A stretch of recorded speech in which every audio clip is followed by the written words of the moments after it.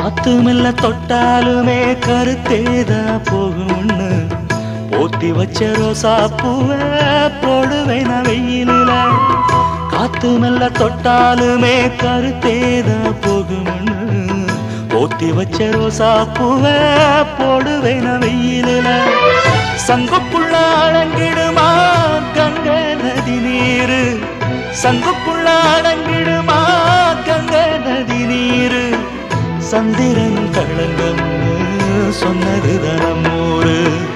ஆரெங்கும் தானுரங்க ஆறு கடல் மீனுரங்க, சீரங்கம் தானுரங்க திருவான காவுரங்க.